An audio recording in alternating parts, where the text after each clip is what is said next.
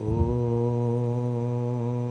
Purnamada Purnamidam Purnat Purnamudachyate Purnasya Purnamadaya Purnamevavashishyate.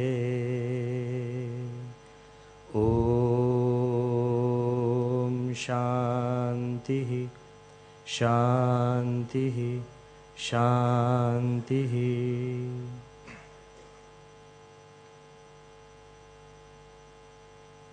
In the divine presence of Bhagavan Swaminarayan and the equally divine presence of my Guru Hari, Pujya Pramukh Swami Maharaj, in the revered presence of saints, Mukesh Bhai, Sunil Bhai, and all the listeners who have come here today. As Mukesh Bhai was giving the preamble, and he said that I make rare exceptions, but every time we have come down to AMA, it has more likely been a very homely affair and not a professional affair.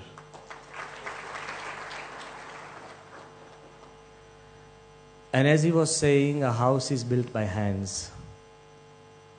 A home is built by hearts. So today I see that there are hundreds of hearts present here. And it's not just people. And there are divine souls who have a reason, a purpose to go ahead.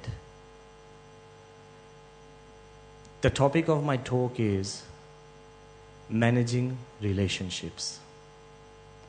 I like to begin with an ancient Greek tale. Once there was a king.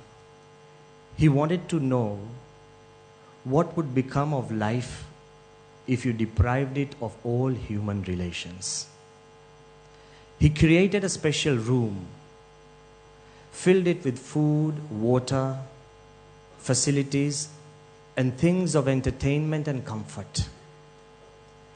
He placed a newborn baby inside that room. And he gave instructions that everything in this world should be there in the room, but no human interaction.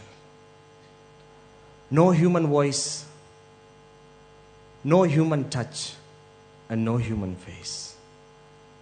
Within 2 weeks, the baby died, because it was deprived of the warmth and the love of relationship. But the same king also decided to think that what would happen if we crowd the room with human relationships. So he gave instruction, in the same room you fill it up with hundreds of human beings. Give them nothing else, just the human people, and place in a newborn baby. And the job of the hundreds of adults was to cuddle, caress, and 24 hours continually attend and interact with the baby. The baby died in 1 week. So we understand that the situation is too much of human interaction and too much which becomes unbearable. You can't take it. Most of us are complaining that we have too much on our plate. How can we manage relationship when I am the son of somebody, a father of somebody, a father-in-law of somebody, then a worker for somebody, a boss of somebody, so many things.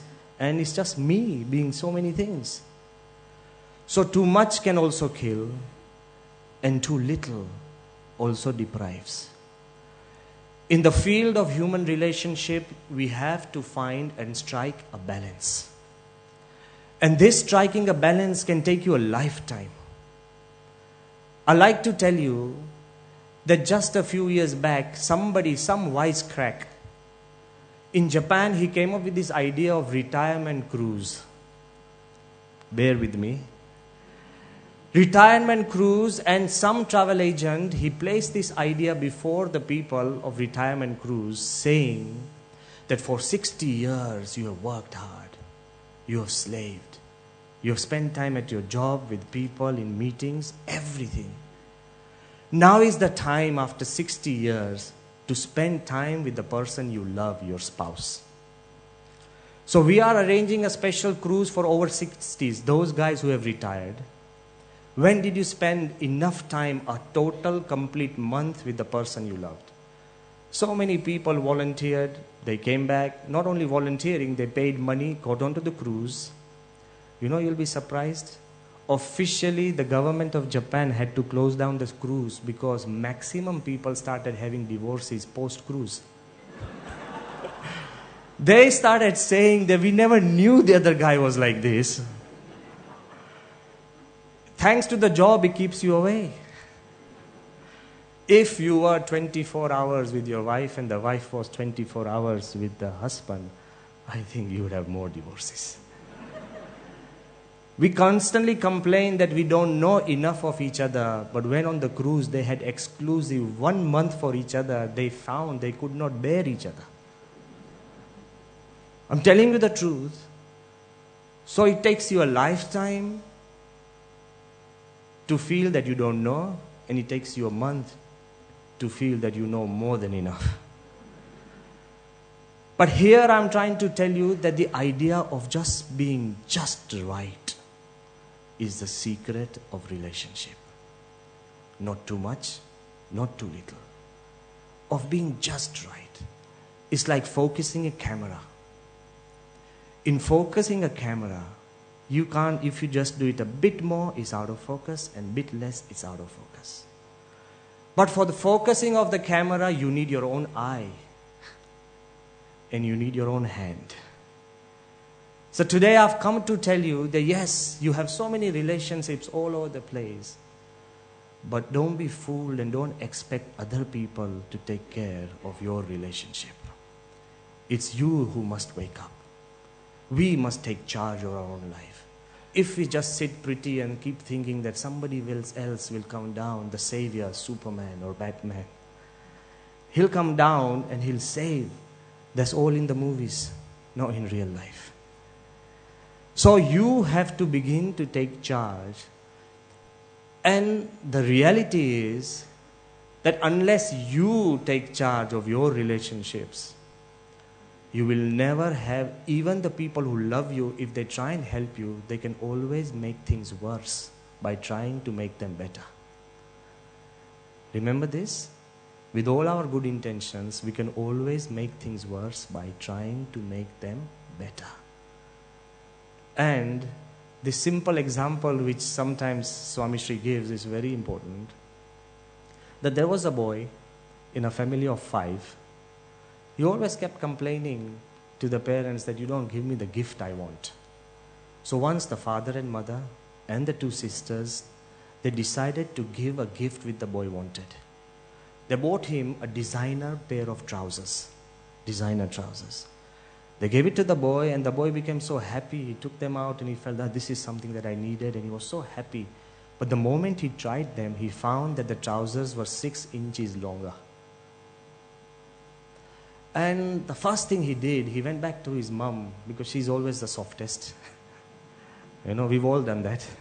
He went back to the mother and said, look, mom, he started moaning. He said, okay, you've given me this, but you never really talked, you never thought about it. It's 6 inches longer, and I'm not going to wear them, this and this. Typical. Then he picked on his sisters, saying, yes, you wanted to give me something, but at least give me something of the right size. The 6 inches longer, I'm not going to wear them. He moaned and whined before his sisters. And he didn't leave his dad alone as well. He went and complained to his dad, here, take the trousers back. Dad said, you keep them? He said, no, they're 6 inches longer. He folded the pair of trousers because he still loved them. Sometimes we complain, but we don't want to leave. We give threats which are phantom threats. They're not truths. If somebody says, I'm going to resign, tell him for a while, go on, he won't. Don't tell them I told you. Okay, but sometimes people are testing waters. So when he complained to all four and then the boy went to sleep, the family was motivated by love. So the dad said, before I leave tomorrow morning, at night at 12 o'clock, he secretly went into the boy's room. He opened up the trousers and he cut 6 inches. To surprise his son that in the morning he would feel it's perfect. He folded the trousers back. Then the sister came along, said, oh, my brother loves me. Without waking him up, she opened, and without opening the entire trouser, she cut 6 inches. I love my brother. The other sister felt that, where's my other sister? Obviously, she felt that I should also help my brother out. She went back quietly, opened, cut another 6 inches. The mother could not sleep whole night. She felt, oh boy, my son, we've given him something. She, before the boy, he was still sleeping, he could wake up, she went and cut 6 inches. The next morning when the boy got up, he had a pair of shorts. With all good intentions, if you keep moaning, complaining, whining about your relations, even the people who want to help you will give you a pair of shorts. Take charge. Take care of your own relations. Because of all the relations, whether it's the boss, your wife, or your husband, your children, whether it's the neighbor, of all the relations, there is only one common factor. That's you. In my world of relationship, I am the common factor. In your world of relationship, you are the common factor. The difference lies here very clearly. The Western world keeps telling us that we must manage relationships around us, while the Eastern philosophical and spiritual side keeps telling us to manage things around you, first manage things within you. The difference is very clear. If we learn to manage ourselves, you will have the secret of managing all relations. Very simple example I want to bring to your attention. When a person is walking a tightrope, he's not trying to balance the world around him. He's not trying to say the house should be there and people should be there and the wind should be... most of us would say, okay, the wind speed, control the wind speed. He is constantly, despite the wind, despite the height, despite the giddiness, despite all the conditions, he's continually managing himself. If you want to walk through this life safely and happily, get into the habit of continually realigning yourself, managing. You'll be able to manage relationship. With the people who love you, keep a little distance. With the people who hate you, try and get near. With the people who suppress you, look up to them. With the people who are weaker than you, bring them up. With the people who are equal to them, listen to them. With the people who are lesser than you, share your wealth with them. The secret of management is not one formula. The secret of management is a dynamic formula. It's a dynamic formula, and for success in a dynamic formula, you need to constantly be alert. If somebody says that I've taken the first step on the rope safe, that doesn't mean he can run. Every step has to be taken alert, and in every step you have to be conscious. So this is a secret which we must understand, and our Shastras have constantly told us that in order to take care of the world around you, take care of yourself. The Vedas say, Ekena vignatena sarvam vignatam bhavati.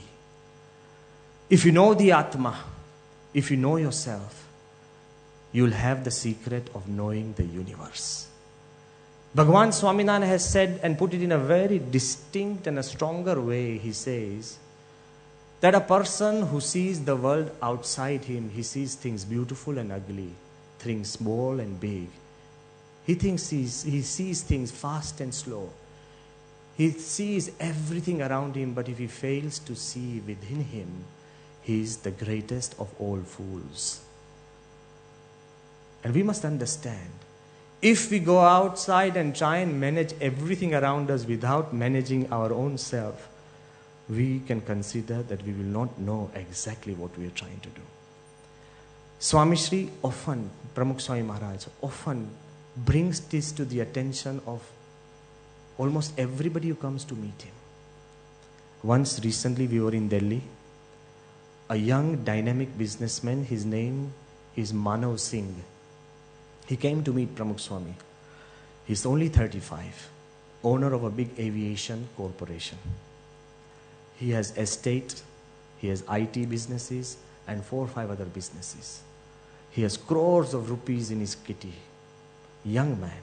He came to Pramukh Swami and he bowed down with great affection. And he told Swami that, Swami, I come in the family lineage. My grandfather happened to be the king of Rawalpindi. I come in the lineage of a royal family, but I have created my entire world on my own. So he said, what should be the goal of my life? Just now Mukesh Bhai was explaining, so I was also there. So I started thinking that, we have to make it very gentle with this guy. He doesn't know anything. So I was hoping that, like Pramukh Swami would probably say, Swami is a Swatantra che, Divya Purush che.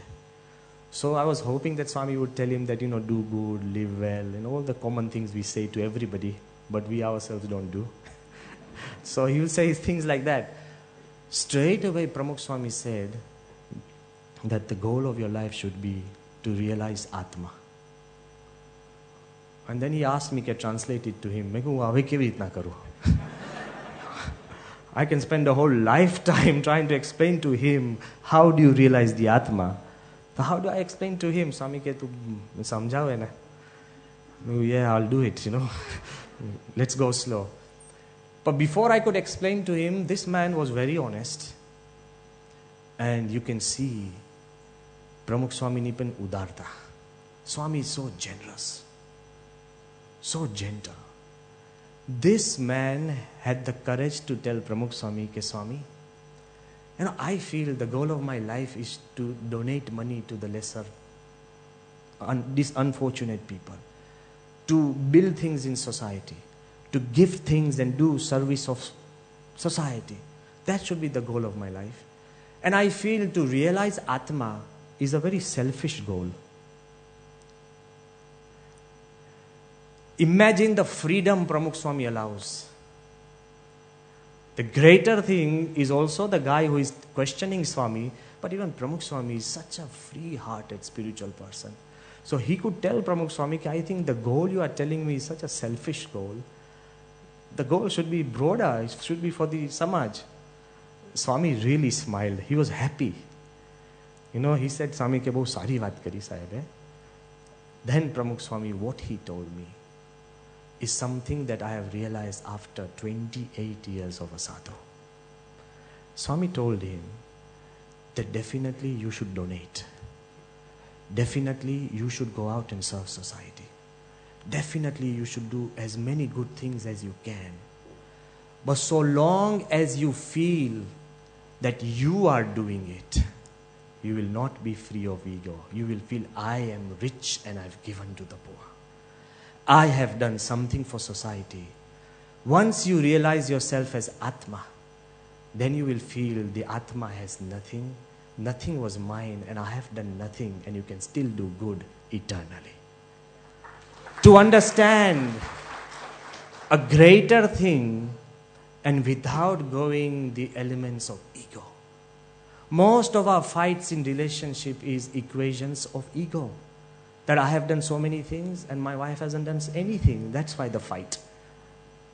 Anytime you sit down to counsel anybody, you would think as an outsider the reasons are very silly.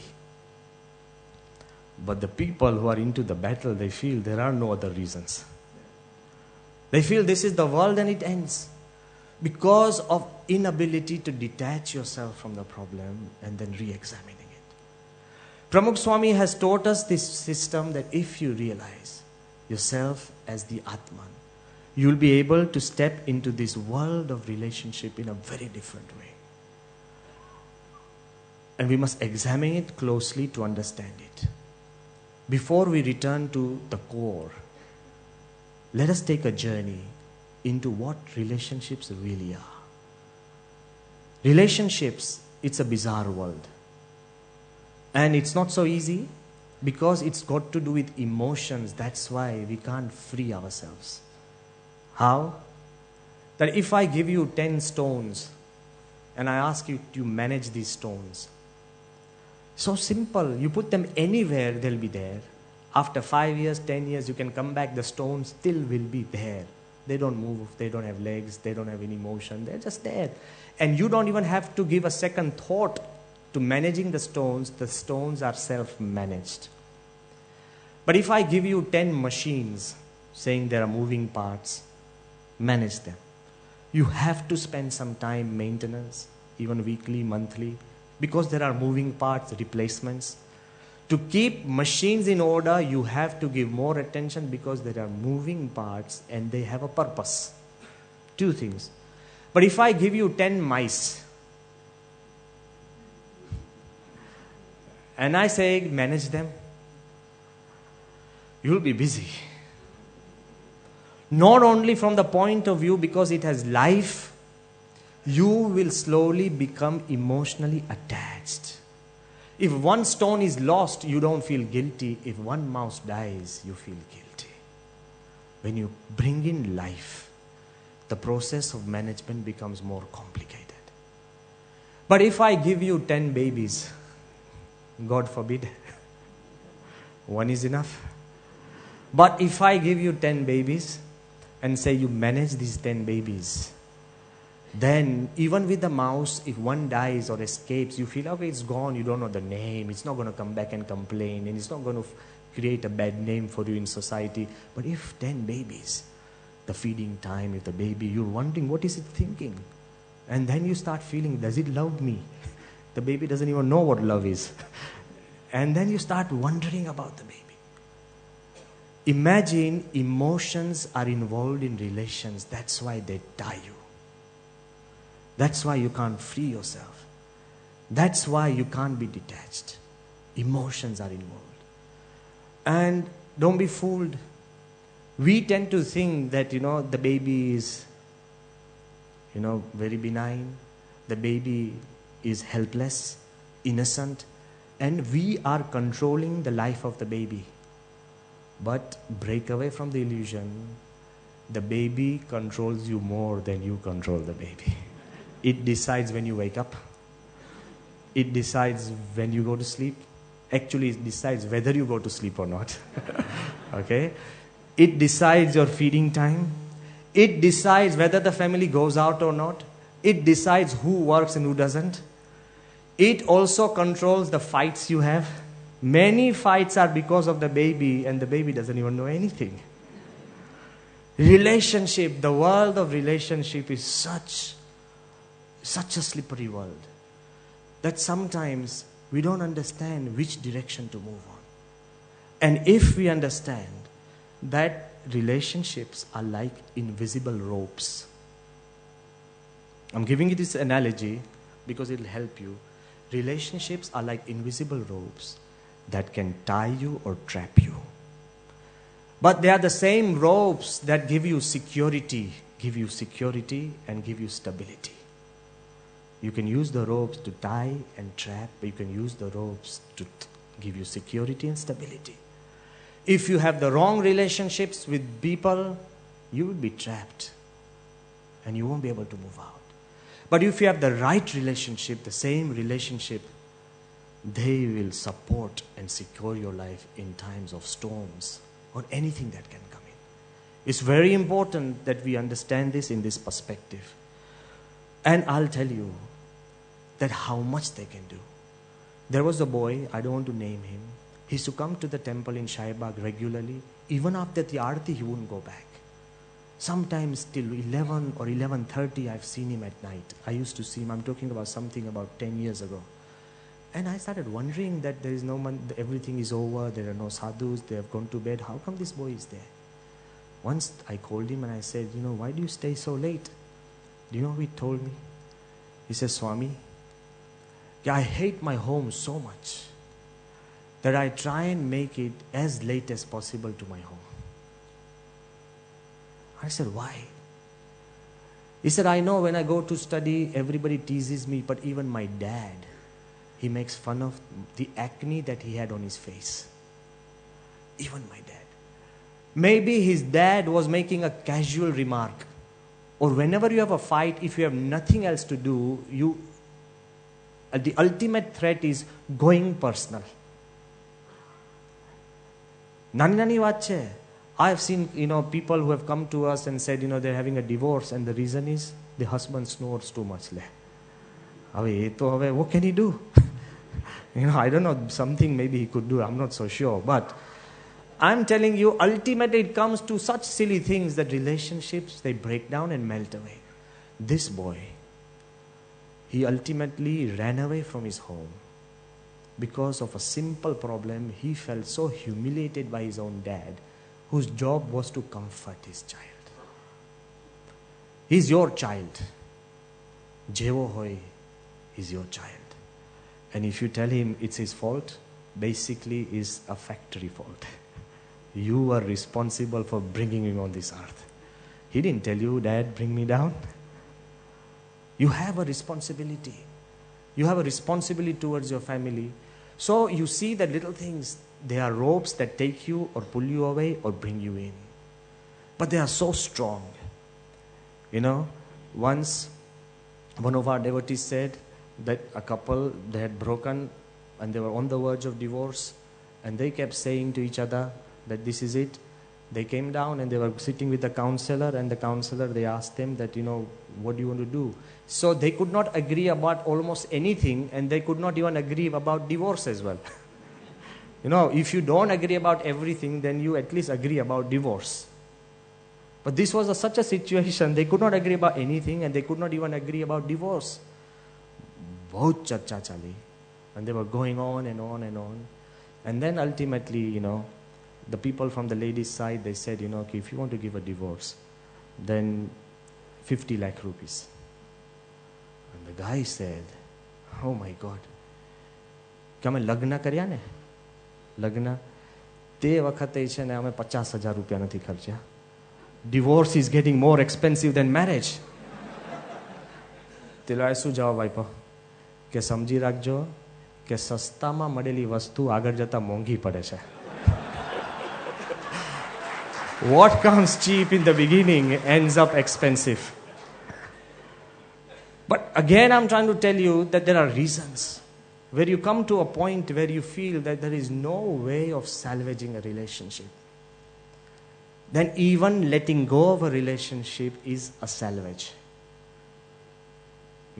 Sometimes you have to make a difficult choice, hard choices, but you have to go ahead.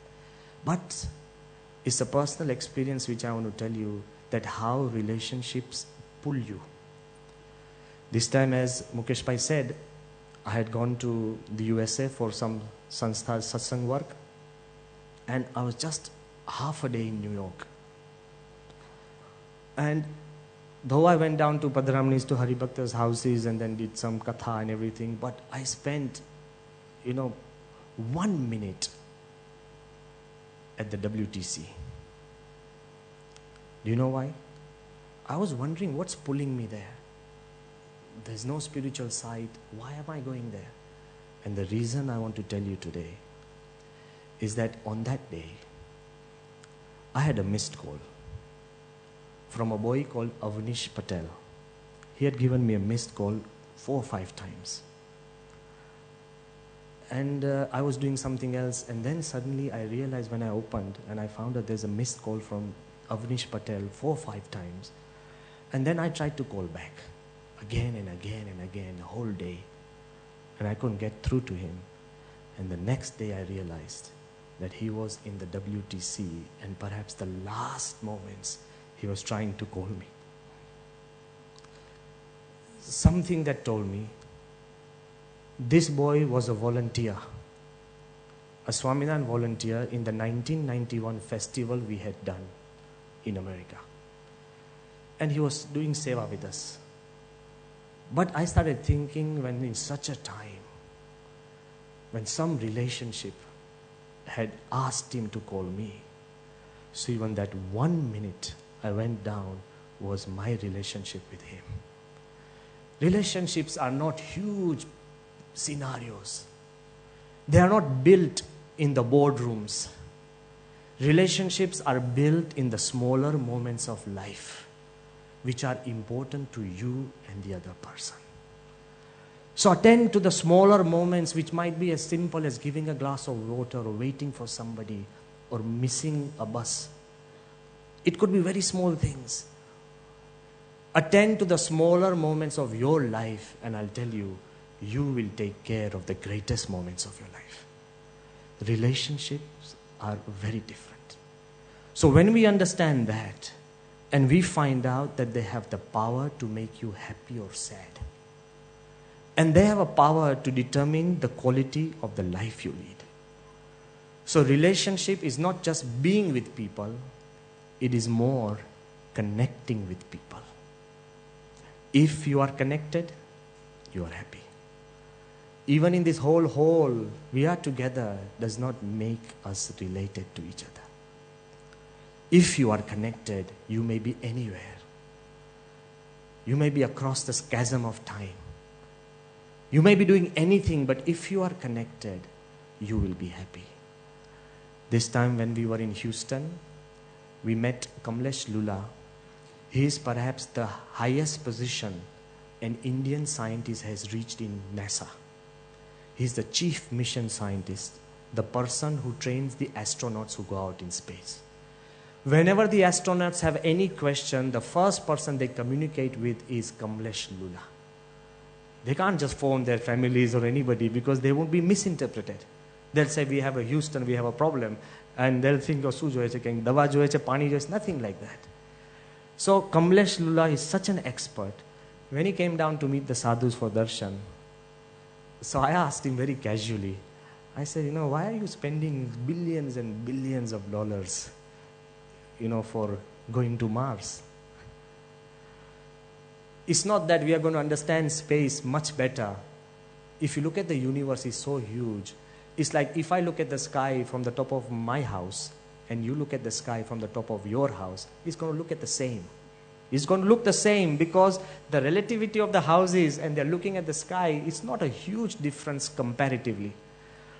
Take this example, and I gave him this example, that if I look at the sky from the earth, and if I look at the sky from the moon or the Mars, then the sky is the same.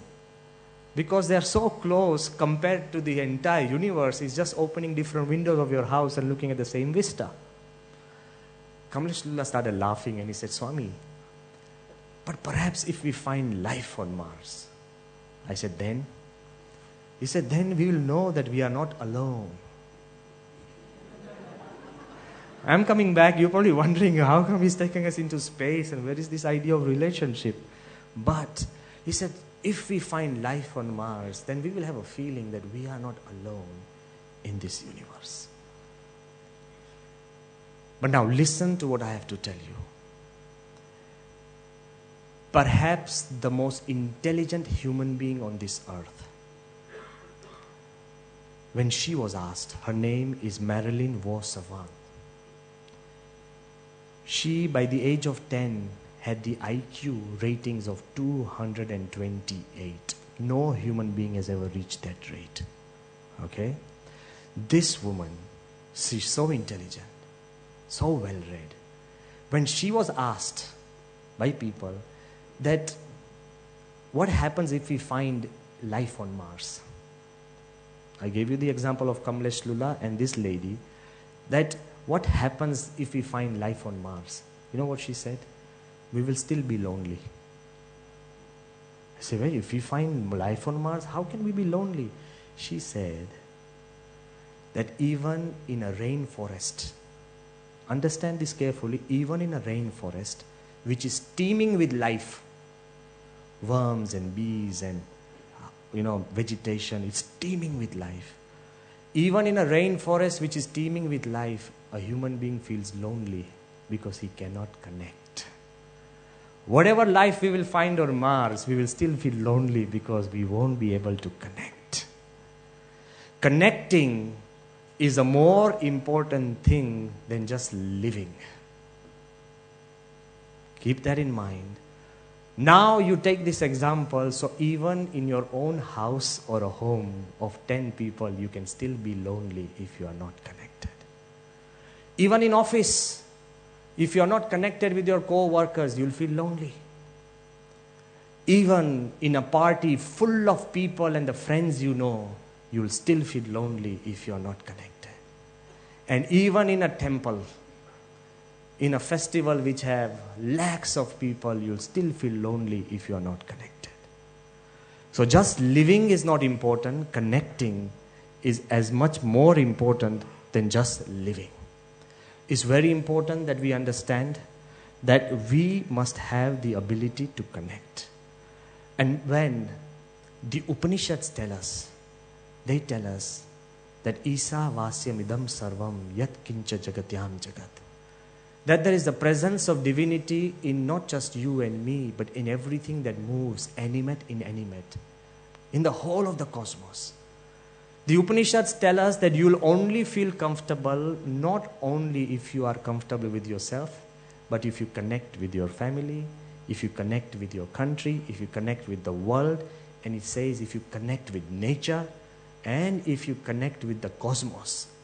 That is the sure sign of eternal stability. The rest is compensation. You're happy for a moment, then again you are destabilized. So if you look into this system, that if we can connect, that's why some of the biggest celebrities, sometimes we wonder that celebrities whom millions of people love, why do they commit suicide? We commit suicide because of them. Because we are not like them. But why do they commit suicide? They don't want to be like us. Why? This question I have been secretly asking for years. And I've had the opportunity of meeting some of the most important people at different times. But I've come to a conclusion that even if a pop singer or a musician or a cricket player or some celebrity or an actor, he walks into a stadium and thousands and hundreds of thousands are there who love him or her, if in these hundreds of thousands of people he does not have one person whom he or she can love, she is lonely. In life, it's not how many people love you, how many you love that makes your life important. In your family, obviously your mom and dad, family members, they love you, but do you love your family people? When you start loving them, you will feel comfortable, not because they love you. It's a totally misconstrued concept when we keep thinking that people should love me. No. Why is Yogiji Maharaj and Pramukh Swami Maharaj so comfortable? Because they love everybody. You put them in the smallest place or the biggest place, they love everybody. And that's why they're comfortable. We don't. That's why we are uncomfortable. So turn the things around. This idea of people loving you is an eyewash, is how many you can love. That gives you the biggest comfort. Because you can be lonely. Sometimes I think a human life is like a mobile phone. On its own, it's worthless. Samjha? The first mobile phone that was invented is worthless. Because who does it connect to? The worth of a mobile phone is if another mobile phone is born, then the first gets its value. When the third is born, then the two before it gets its value. So a human life is useless alone and powerful when connected. It's not a mobile ad, don't worry. Nobody has told me to say this, but this is a fact because you're all businessmen. But still, we need to have a positive connection, then even the blind and the weakest will fare well. You don't have to be big, rich, educated, wealthy. You could be the weakest, most handicapped. But if you have the right people you are connected with, I'm talking about good relationship with, then you will be the happiest person on this earth. I'll give you the example of Eric Weinmeier. He's a blind mountaineer. He was the first, he's only 40 years old. He was the first blind man to climb Mount Everest. આપણે દેખતા ગભરાઈ જઈએ. આપણે કે ક્યાં જવાનું શું કેમ કોઈ છે એટલે he is blind. He is the first blind man who reached to the top of Mount Everest. Not only that, he has climbed the highest peak in every continent. So he has made a habit of it. But when he was asked that summits, even the seeing would not dare, how come you as a blind man? You know what he said? That as a blind person, I have begun to trust the rope team that I have. Take this word home and keep it with you. He said, the most important thing for me is not the mountain, it's the rope team. The people who are ahead of me, and when they dangle the rope, I have been fortunate enough to be surrounded by the best climbers and the best rope team who have constantly nourished a positive image for me and belief. That's why I climb mountains, not because of me. So I ask you in your life, make a rope team. Alone you are nothing. For your own happiness, make a rope team. Either your family members may be in that rope team. People who you trust and people who trust you. And when you have that rope team, I don't think any summit will be difficult for you in life. Any problem, you'll be able to take care of that. So when he tells us that when we relate to the people with our rope team, we find that's the most important. So the choice is yours, whether you have a positive rope team or a negative rope team. I think all of you know. The type of rope team that you will have will take you either to the top of a mountain or into the abyss of a ditch. The choice is very much yours. And if you understand, I will break it in a very simple formula. That normally in a rope team that we have, whatever rope team we create, either we manipulate relationships. The second is either we manage relationship. People either manipulate relationship, manage relationship, value relationship. When does manipulation happen? When you have a rope team or people around you or an environment around you which is filled with fear, greed, okay, or hate, negative emotions, you will begin to manipulate. Easy. Once in a jungle, the lion was there. And the lion started doubting that his mouth was smelling. But he wanted to be double sure that does his mouth smell or not. So he caught hold of a rabbit and said, hey, does my mouth smell? And the rabbit smelled and said, it smells. The lion said, you fool, it killed him. How dare you tell me my mouth smells? And all the other animals were looking. He caught hold of a squirrel. Hey, does my mouth smell? And the squirrel said, yes. The lion killed it.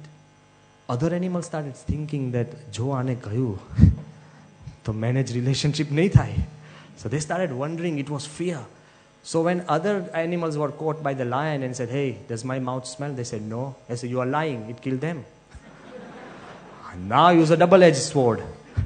Either you tell him yes, you die. You tell him no, you die. So what do you do? But then there was the fox. The lion caught hold of the fox and said, hey, does my mouth smell? The fox said, your lordship, I have a very bad cold. And it lived. It lived. I'm trying to tell you, in a situation which is full of fear, greed, we are forced to manipulate relationship. It's not a good situation. But this is when it's coming from the other side. But when we begin to create fear, when we are filled with greed, we start manipulating relationship.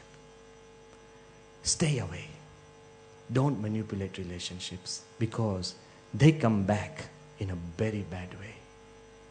Everybody is probably aware of this small incident that in 1923, perhaps 9 most wealthiest people got together in Chicago.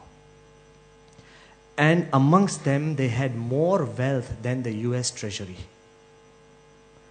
I'm quickly giving the names. They had come for a meeting to chart out the future of America. Wealth. Charles Schwab, president of the largest independent steel company.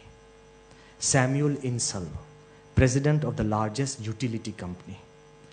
Howard Hobson, president of the largest gas company in the world.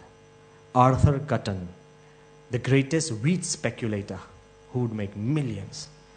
Albert Fall, member of President Hoover's cabinet, secretary. Richard Whitney, president of the New York Stock Exchange. Jesse Livermore, the greatest bear on Wall Street. Ivor Kruger, who owned 75% of the match industry of the entire world. Ivor Kruger. He was known as the Match King. And Leon Fraser, president of the Bank of International Settlements. These 9 people who got together to decide the future of America, they met at Edgewater Beach Hotel in Chicago. And after 25 years, the people who were securing the future of a nation, after 25 years, 1 had become bankrupt, 4 were in prison, 3 had committed suicide, and 1 poor fellow, he was in a mental asylum. I want to tell you that if you begin to manipulate relationship, if you are there even in business, ધર્મમાં તો ચાલે જ નહીં. અને તમને એમ લાગશે સ્વામી કહેશે કે બિઝનેસમાં ચાલે, બિઝનેસમાં ચાલે નહીં. There's no option. If you manipulate relationship because of your greed, give you an example of just Ivor Kruger, how much manipulation he had done. Once thought as the richest man in the world, $32 billion in 1923.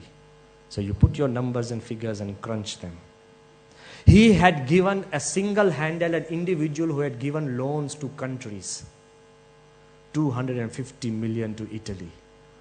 $1 billion to France. In France, he was known as the savior of the nation. Con Ivor Kruger. And Ivor Kruger, he was such a man that his friends, ultimately he committed suicide in Paris, but his friends said that even as a child, when he was studying in school, he would secretly steal the exam paper and sell every question at a price. Every question at an individual price. He had business in his veins, but manipulation. This guy, he is the inventor of 3 shifts. He did a huge contract with the country and said that if I can finish this in 1 year, and the country people said, yes, in 1 year, fine, we'll give you so much money. If I can finish it in 1/3 of the time. He said, if you do, then we will give you extra money. He's the one who invented this idea of triple shifts. He didn't tell them, but he did that. Manipulation, constant. But the climax was when he was making his first maiden trip to America, Kruger. And in America, people were waiting for Ivor Kruger, the Match King. Okay? In the ship, which was for 7 days, he bought the entire wireless system and bought the airtime 7 days for himself. So there were no messages going in and out, in and out. Everybody is wondering how busy this guy should be that he has to buy the entire airtime for 7 days. And he didn't send a single message. When he landed, and he knew all the press of America were going to be there, and they said, oh, such a big man, the Match King, who owns the match industry of the world. And the reporters asked that, why have you come to America? He said, wait a minute, let me light a cigarette. He put a cigarette in his mouth. And he started searching his pockets. And he said, oh, sorry, I've left my matchbox behind. And the huge headlines, the Match King without a matchbox. Constantly manipulation gets back to you. Don't get into that habit. Be honest. So, if you live in a world of fear or greed, if your relations are greed-based, you will begin to manipulate. But if your relations are need-based, we will begin to manage them. need-based. So how do we manage relationship? Manage means they are not natural, but you need to manage them. The boss you can't change, so you have to manage. Your spouse you can't change. So don't get into fights again and again and again and again. You'll have to learn to manage relations there. Your children, maybe your son doesn't study so well, he doesn't score as good marks as you. Okay? You can't force him. You need to manage a situation which you can't control and you can't change. Whether it's the neighbor, you have to start managing. So relationships which are greed-based, we manipulate. Relationships which are need-based, we begin to manage. You know, people do that. If you've ever been into a plane, the air host and air hostesses, they give everybody a smile. Are they happy with you? We still feel they are happy with us. We have got into the system. We've got into the system. But a situation which you can't change, people learn to manage. So first is manipulating relationship if it's greed-based. If it's need-based, we tend to manage.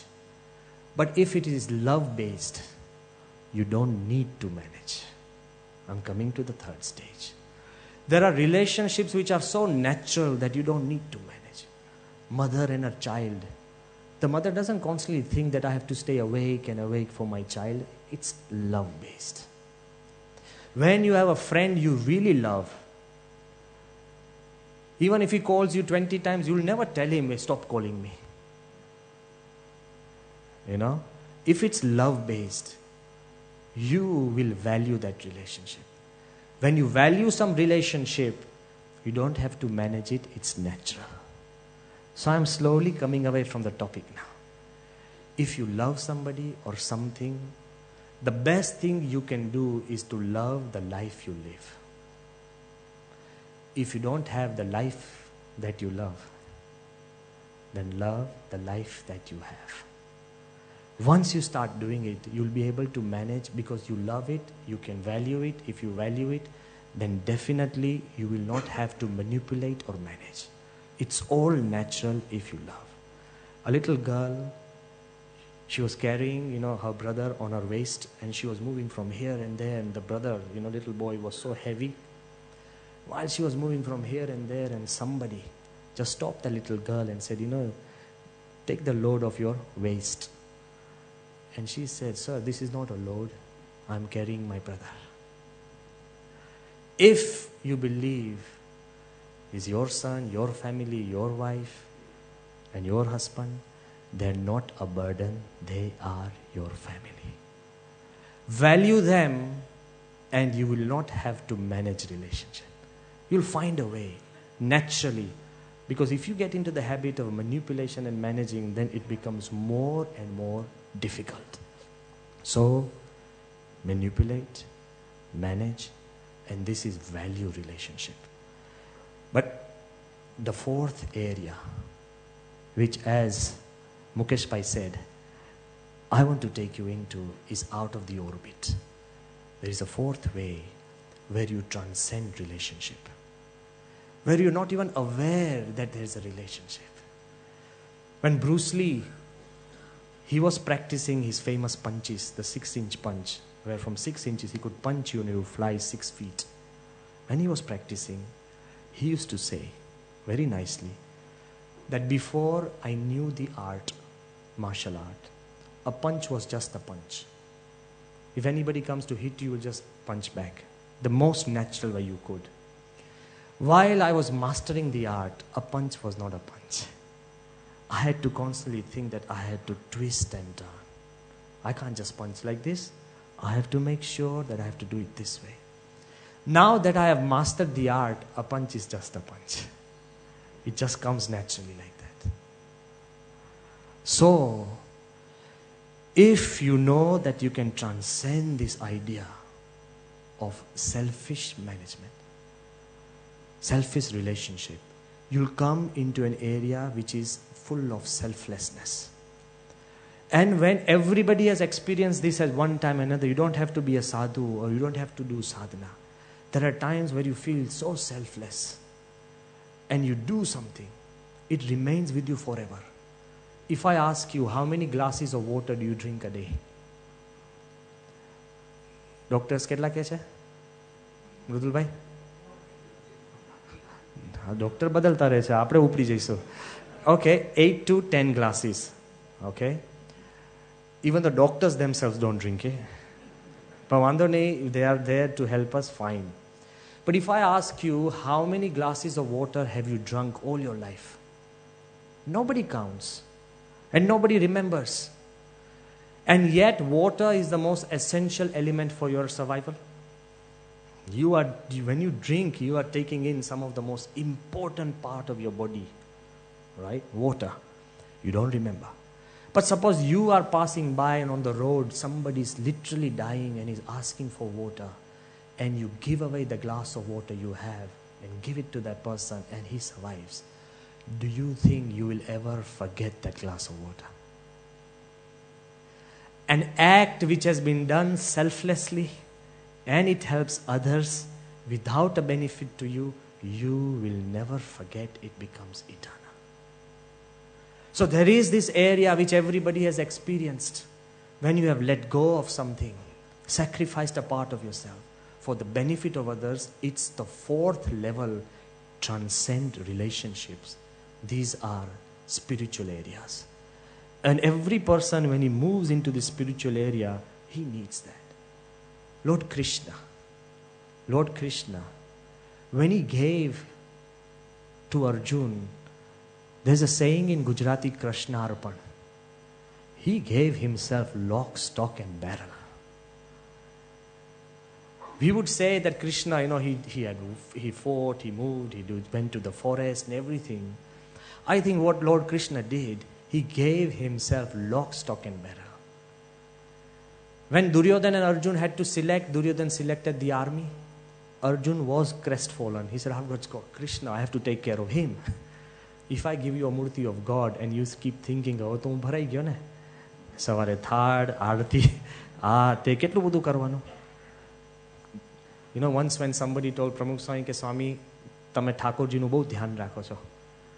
સ્વામી કે તું ભૂલ ખાઈ છે, ઠાકોરજી આપણું ધ્યાન રાખે છે. Understand it in a different way. So when Arjun got Krishna for free, it wasn't just Krishna, it was Krishna. It was all his wisdom as well. It was all his bravery as well. It was all that Krishna had. And everything that Krishna could do was Arjun's. He gave himself lock, stock and barrel. What happens with us? Even when we give a part of ourselves to our children, we give miserly. Only thing we can give free is advice. Nothing else. The only thing you give free is advice. And look what happened to Socrates when he went around giving advice. In return, he got poison. So when Krishna gave himself to Arjun, is total. Arjun had never given himself to Krishna totally. He used to do so many different things. So when we have a relationship, even with God, understand that God gives himself to you much more than you can give himself to you. It's a very different relationship, and that's what Krishna tells Arjun. That do all your actions, karmanyeva adhikaraste ma phaleshu kadachana. Do your duty without the expectation of any reward. When you have a relationship with somebody else in your family, don't even bring back what you have done in the past. Don't make a list. If you continually keep telling him, I did this for you, that for you, this for you, it's gone. Leave it natural. Let it flourish naturally. It's a relationship which is selfless. You'll be shocked when I give you the example that there are times when people, they have understood this idea of relationship and they say, okay, Swami, if we are selfless, then what is the purpose of living? If we don't get more than we give, in Ahmedabad, it's going to be very difficult to give more than you get.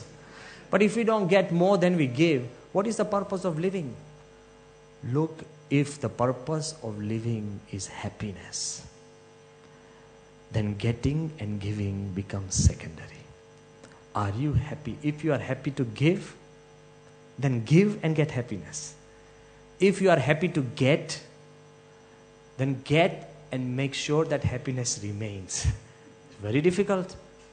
I'll give you a very classic example that when people turn selfless, all your problems will be solved. You may not believe me now, but when you hear it, you'll believe it. Long time ago, when I was studying in school, I had happened to read a book, and the title of the book was When the World Collides.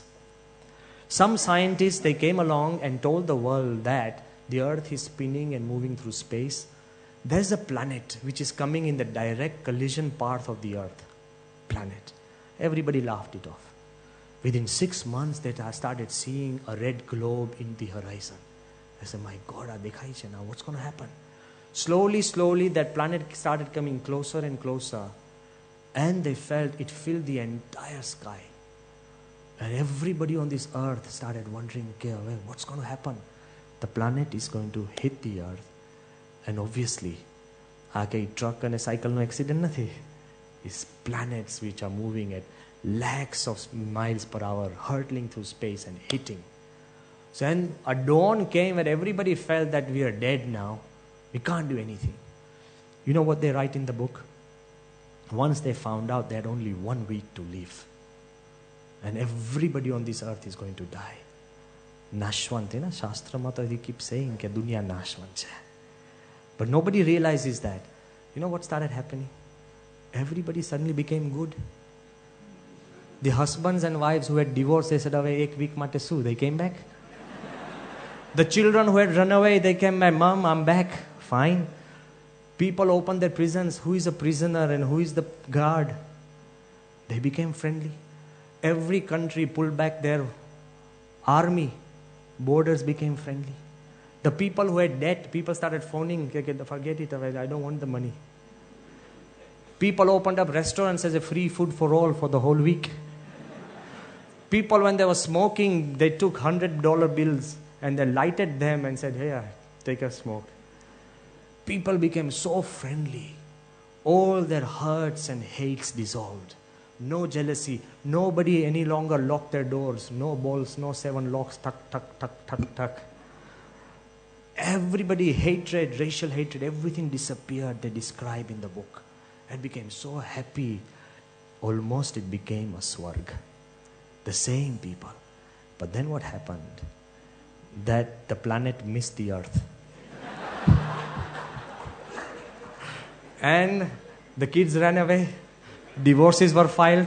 They started searching for the prisoners. And the people who had eaten free, they got late bills.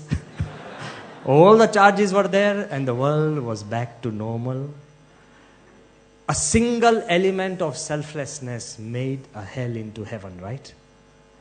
And a single element of selfishness. You understand? We are not going to keep everything with us forever because we ourselves are not forever. The moment you understand one philosophical truth, it changes you. Selflessness in your acts. I just said selflessness in the thought made people happy.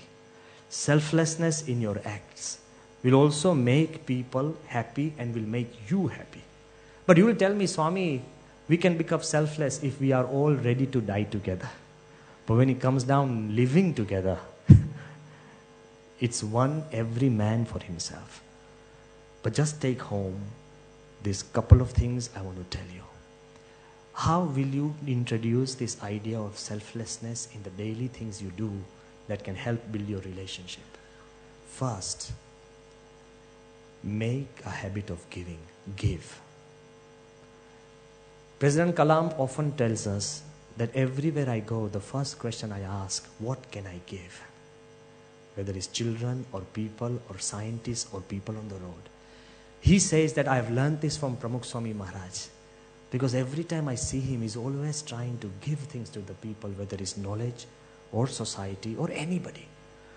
So when you go home, don't go with an attitude of what will I get? Rasoi tayar?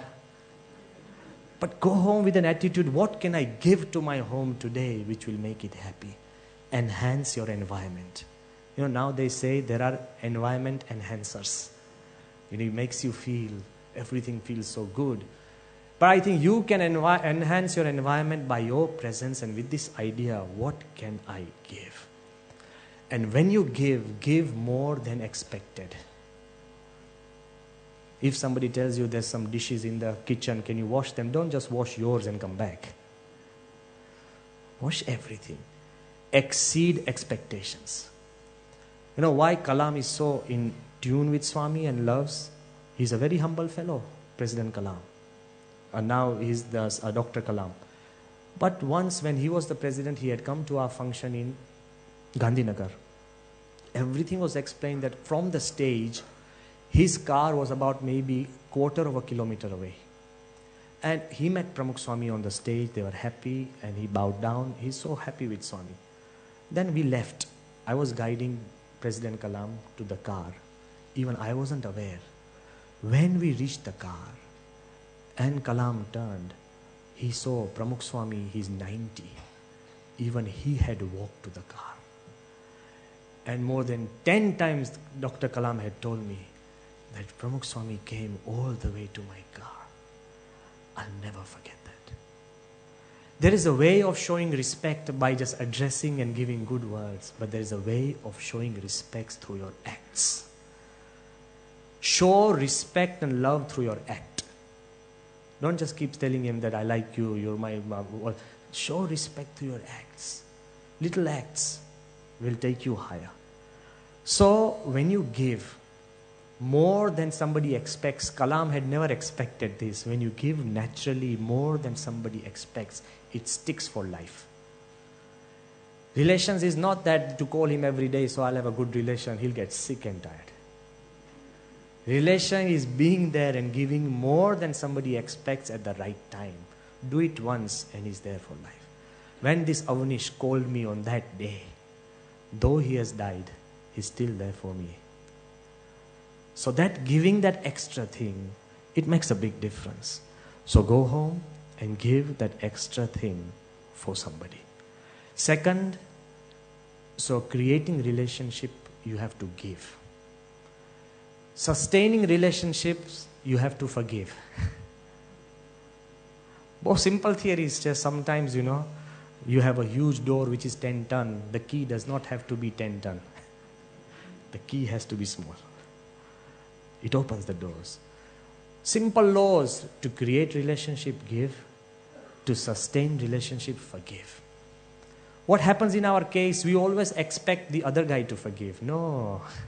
Forgive is a one-way street. Only you have to do it, do it, do it, do it, do it. Don't make a deal that I forgive you, so you also forgive me. Forget it if they don't forgive you. You forgive them.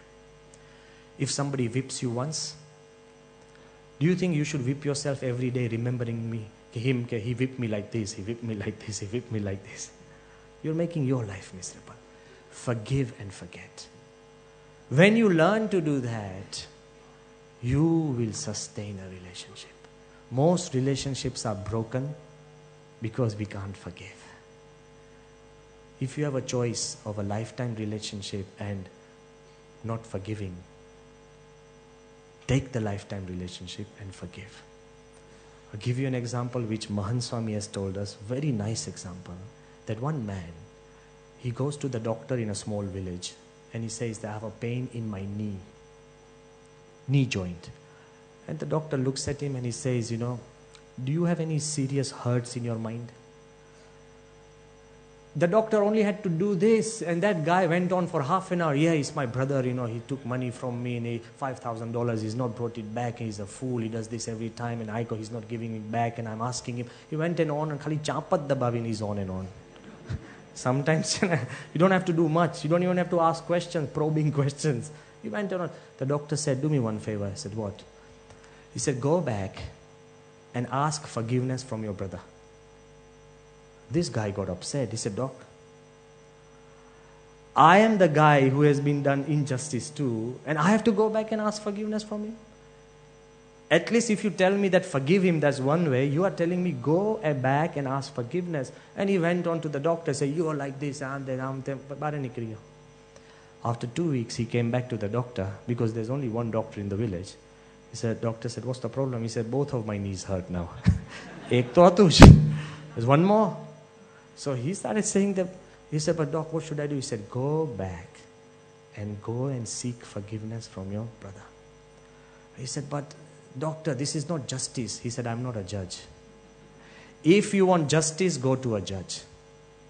But if you want to cure your problem, do what I say. We have come to think that justice is the highest. I am telling you, happiness is higher than justice. Things may not be just. You might feel that justice has not been done to you, but you have the capacity to feel happy. Be happy and leave justice aside. I have seen people so miserable in seeking justice and revenge, and they have destroyed themselves and the entire family. Get away from it, forgive, and said, okay, it was a bad nightmare. Get on with it and forgive. This man, he went to his brother's place and he knocked on the door. The brother saw him from the keyhole and he said, oh my God, he's come, he might shoot me, kill me. So he didn't start, he said, no, please forgive me. The brother said, why? He opened the door and he said, please forgive me. I was mistaken that you had taken my money, somebody has helped. Sometimes when you want to make an apology which you don't want to make, you make it short. And you run away. Even that's wrong. We create the problem physically and write a note. Please forgive me. Don't do it that way. Face it. Don't feel little by being little. You'll become big. So he went and he told his brother that, please forgive me. I was at fault. The brother said, no, it's not your fault. I can't pay the money back. I'll give you $1,000 now, then later. Both of them became so happy that he didn't go back to the doctor. So the doctor had a problem. Relationship. This is what I'm trying to tell you. He said, Kya aavyo nahi? So I'm just trying to tell you that sometimes the pain is here, but the switch is here. You must be able to push the button at the right place. Learn to forgive and you will sustain relationship. Learn to give, you'll create relationship. But the third thing that I'm coming down to is learn to believe.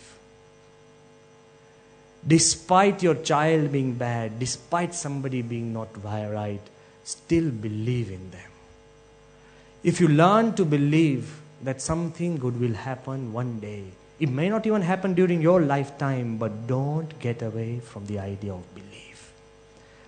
If you won't believe in your children, if you won't believe in your spouse, if you won't believe in the life that you live, then who else will?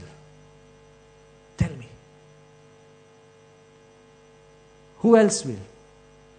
So first give, forgive, and believe. The great saints and sages, they have continued to believe in us despite us. Ramanujacharya, once he went to his guru and he asked his guru that, can you give me the mantra? The guru was so happy and he said, you are my ideal disciple. I'm giving you this mantra.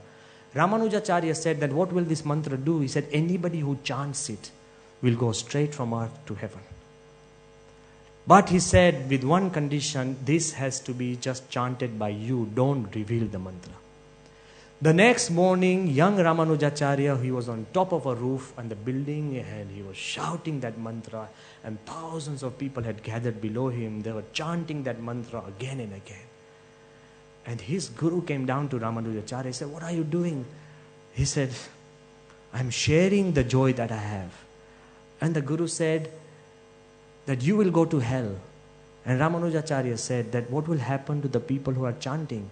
He said, those who chant the mantra will go to heaven. Ramanuja said that I'm ready to go to hell if millions can go to heaven. He's ready to sacrifice a part of himself. That is the life of Pramukh. Why do you think we are there? We are not fools. We see that spirit. We see that selflessness. Otherwise, you cannot create such beautiful things in society and such beautiful human beings with hearts that are as big as the cosmos. When we have that, we find that when we have that spiritual based relationship, those relationships are much higher than we think. And I wanted to tell you that when we understand that you have to give, then you have to forgive, then you have to believe, And the last, you have to live. Be the first. Don't expect the others to make the move. You know, many times we are sitting in a train and everybody is dry, expecting if he smiles, I smile. Be the first to smile. And you'll bring on the light. Be the first to give. If something happens, be the first to do something. It's very important. Pandurang Dada, he used to say one thing very much, and we were all a witness. Then in Allahabad, they had a huge function. Even Pramukh Swami had gone there. Then when they were leaving from the stage, Pandurang Dada, he had a walking stick which was on the floor. Before he could reach to it, Pramukh Swami, he is as old or older. He got up, he bent down, picked up the walking stick and gave it into his hands. He always said that he couldn't forget that. Don't do it because of the swarth that he will not forget it. Do it naturally.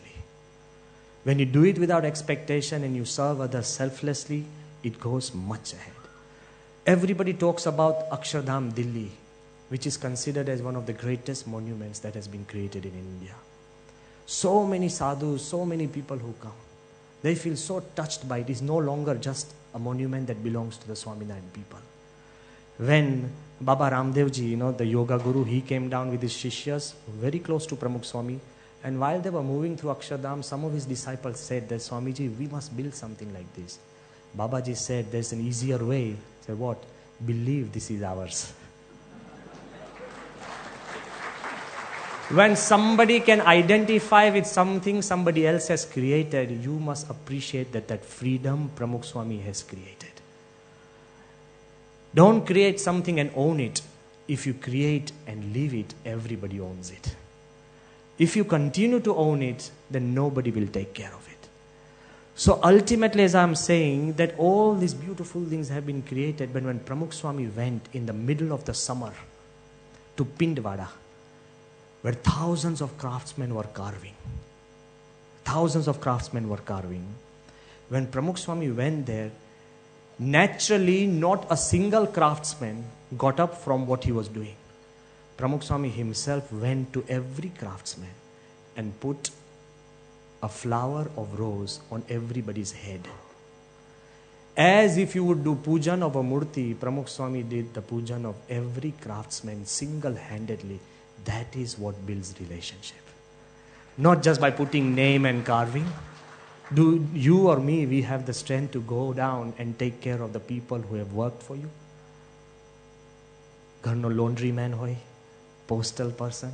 Can you treat him with love and respect? If you can, you will build the best relationship. So such acts of small kindness and honor, they go much longer way. A company in USA, in New York, Sullivan and Cromwell was bringing down, there was a 30% turnover, their employees kept leaving. And when they discovered, they said, the only thing you don't use in your company is 2 words, please and thank you. Can you start using them? And you won't believe it. This law firm, which was 163rd in the mid-level New York law firms, in 1 year it jumped to the top. Just by using the customary things, please and thank you. We never, give me a glass of water. Where's the please? I'm not just trying to make you formal, but be natural. Small words can change the future of a law firm, not giant briefs. Giant briefs to change, but small words have that power. Small things, if you can make somebody more important by talking to him, taking interest in him, that will work. So ultimately, as we move ahead, we know that there are things that we can do when we can give to the people. A very famous coach, basketball coach, his name is John Wooden. He's the only basketball coach in the whole of USA who has been introduced in the Hall of Fame, both as a coach and a player. So he says, first, when the best basketball team comes to me and I have to coach it, for 3 days I teach them how to wear socks. I think all of us know how to wear socks, right? What's new? You know what he says? That I make sure the best basketball players, they're supposed to get the ball and dunk. They're not supposed to wear socks on the, court.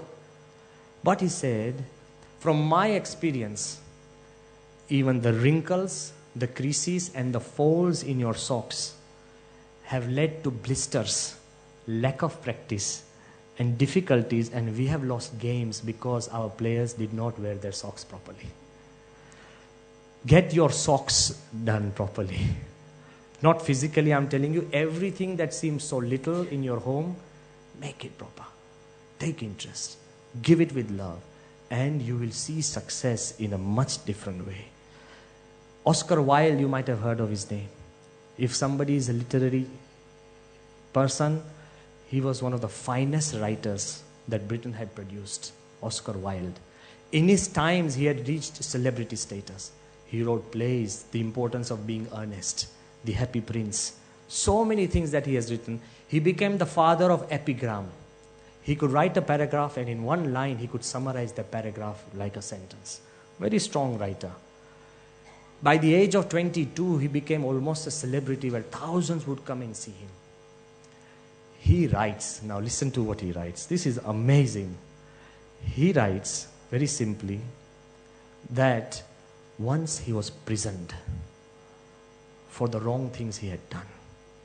And as he was taken into the prison, hundreds of people had gathered. The people who loved him, admired him, started booing, hate speech, swearing at him. And he was going down crestfallen, and Oscar Wilde was being escorted into the prison. He writes that in that crowd, there was an old gentleman. When he saw me, he just tilted his head, took out his hat, and then put the hat back. Oscar Wilde writes, he's written hundreds of articles and the best of books. He writes that I don't know to the present moment whether this person is aware that I was even conscious of his action or not. But that smallest moment of taking off his hat in the most difficult times of my life has become the most caring thing I have ever experienced in life. He writes, then when all my wisdom became profitless, all my philosophy became barren, and all the proverbs and the phrases that I have written became ashes in my mouth, this silent act of love had made my desert bloom forever. A simple thing like taking off a hat and showing respect to the most miserable guy will make you form and strengthen your relations. So if something happens to your family, don't react, act. And if you act, you'll be able to take care. And as I leave you, I want to leave you with one or two ideas. That if all your relations are there, the strongest relations may be with your friends or a family member or your brothers or your partners. What is the strongest relation that will see you through? As Mukesh Bhai was mentioning. Chanakya, while he's discussing in the Arthashastras with his Shishyas, this is paraphrased, is not exact words, but how this has been phrased, the idea is intact. He says to his Shishyas that what should a king do after he conquers a kingdom? Everybody's puzzled. So he says that how far can a hand reach? How far can your eyes see? So the first thing a king should do is to appoint ministers. The disciples say that who should we appoint ministers into? Chanakya asks them, so who will you appoint ministers? The first group says that we will appoint our classmates into ministers. Chanakya says they are your classmates. They will treat you equally, so they will not respect you. He said, okay. We will appoint our friends whose secrets we know into ministers so we can control them. He says, but then they will also know your secrets. So, okay, they're all worried. He said, we will appoint our relatives. Chanakya says they will seek favors. He said, okay, we will appoint intellectuals who can create wealth. Chanakya says that's one virtue with many vices. Corruption. Then they said, we will appoint people who are loyal to the family. For generations they have served the family. Chanakya says, such loyal people are mere slaves. They cannot lead a kingdom. Then they say, okay, we will train new leaders, educate them. New, fresh, young people and put them into ministers. Chanakya says that education without years of experience will create chaos. All these guys say, then who should we appoint ministers into? He says, appoint all of them, but listen to none of them. You should only listen to a council that you have who does not desire position, who is spiritual, who lives in this world and who is detached, who is selfless. A person who is of this world and yet beyond this world. Such a spiritual person should guide you and implement it through the ministers you have. So in your life, you have all your relations, whether your friends or the loyal people, and everybody have relations with that. But seek constant guidance from a spiritual saint or a spiritual scripture or a spiritual source that can constantly give you the perfect truth. And when you have such a source, I'll tell you, you will not have a problem. Gandhi often used to say that my relationship with God, it was very different. I would have been a lunatic long ago without prayer. Abraham Lincoln, one of the best presidents America has seen, often said that when all my friends on this earth have deserted me, I still know that deep down within me, I still have one friend whom I call God, and He is always by my side. Seek inspiration, and nothing will be too difficult. Even the best people. I'm not talking about the past. Take a couple of more minutes. But even the best people, even the present doctors and scientists say the same thing. You must have heard of the name Dr. Francis S. Collins. If you haven't, I'll introduce him. Dr. Francis S. Collins is perhaps the most accomplished scientist of the present time. He was heading the most ambitious scientific project ever imagined by human beings. He headed the Human Genome Project. Hundreds of scientists worked under him. And when he headed this, and after more than 9 to 10 years, they were trying to manuscript the genetic code of the human being. Dr. Francis S. Collins, he writes that mapping the human genetic code is not easy. For years they worked in difficult times, and he says at the end of it, the genetic code of the human being, the map they found, had 3.1 billion letters. 3.1 billion letters. He said, if I were to give you to read that genetic code, and if you read 3 letters per second, not A, B, C, D, but A, B, C, D, E, F, G, H, I, J, K, L, M, N, O, P, Q, R, S, T. If you continually read the genetic human being code, continually, day and night, at this speed, it would take you 31 years to say it. The work they have done, I'm telling you, he's not a foolish scientist. He's an amazing, strong, single-minded scientist, the most accomplished. Recently, just 1 month back, the Obama administration made him the head of NIH, National Institutes for Health, which has 3,000 institutes, 325,000 researchers working for them. 325. Annual budget of $30 billion. Dr. Francis S. Collins has been made the head just 1 month back. But he has written a book. The title of the book is The Language of God. The guy who has demystified the human body. He is a firm believer in God.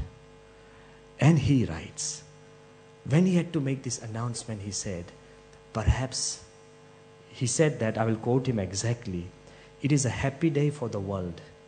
It is a humbling day for me, awe-inspiring, to realize that we have caught the first glimpse of our own human manuscript, previously known only to God. You would expect such a scientist to become an atheist and disbeliever, but the more he went into the human body, the more he became closer to God. Human body is physical, but I'm telling you, the more you will delve into the human relations, you will see nothing but God. He who is clear with God will be clear with everyone. He has an attachment with a higher spirit and a spiritual base will never find himself lonely. He's always there. There's no problem at all. And even now and beyond, you are taken care of. Why Pramukh Swami? He takes care of 800 sadhus, thousands of devotees, thousands of volunteers. Every devotee or you or him, you meet him, you will have that eternal relationship. You know why? I'll leave you with an example which is very close to me.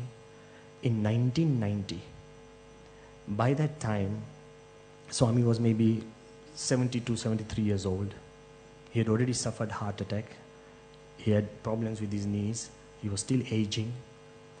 In 1990, he was in London. There was a huge assembly waiting for him. About 5,000 to 6,000 people had gathered.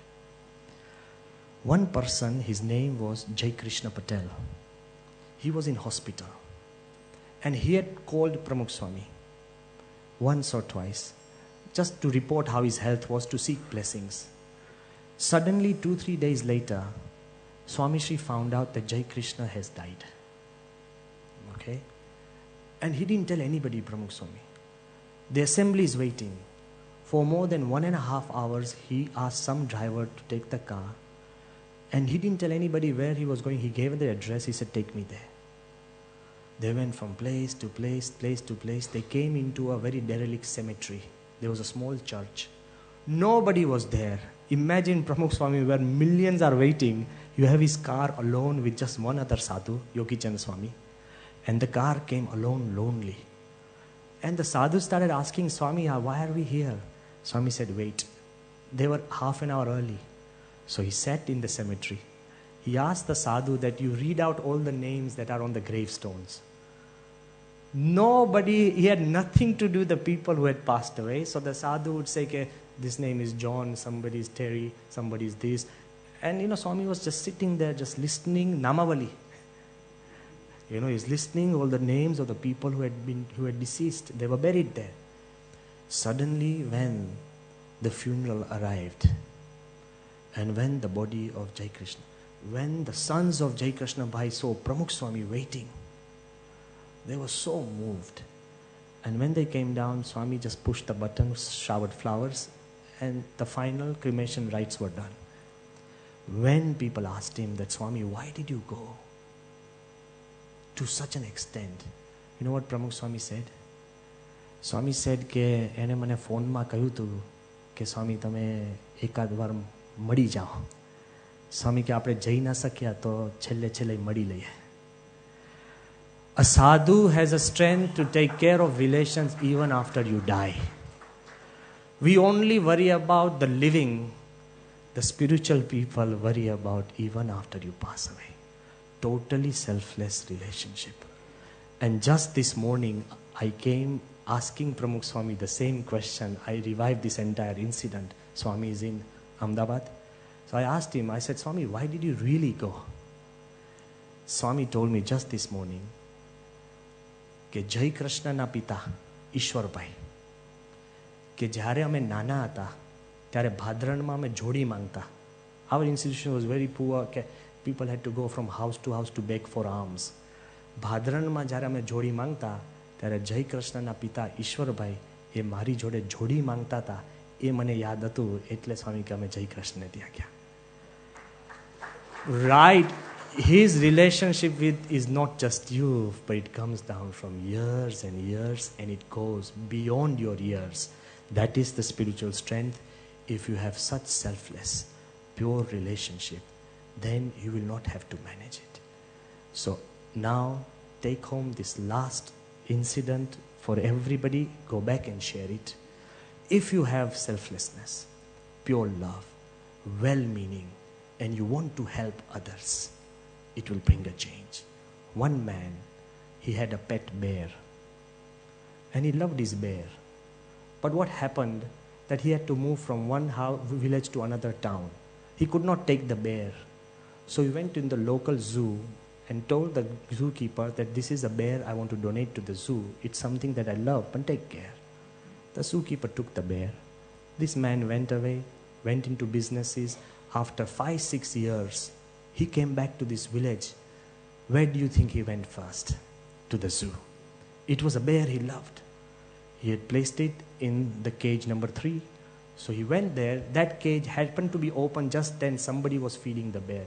He went straight into the cage. To the horror and surprise of all the visitors, he started playing with the bear. The bear responded, and they played and rolled and wrestled, and people were clapping and clapping and clapping. And then, after all this clatter and fun and happiness, he came out, and then he bowed down to the people and he said, you know, something I wanted to tell you. It's my bear. I love it. And that's why the bear responds. Don't be worried, I haven't done anything new. But the zookeeper said, sir, I've been trying to tell you the bear you gave us had died 3 years ago. This was another bear. That's when he started perspiring. He almost had a heart attack. But the message from here is that even if it's a bear, a strange bear, who doesn't want to respond to you, but if you respond to it as if you know it and love it and you are selfless about it, even a strange bear will respond back to you. So if you give relations which are selfless, love and natural, anybody in your home and your office will respond back to you.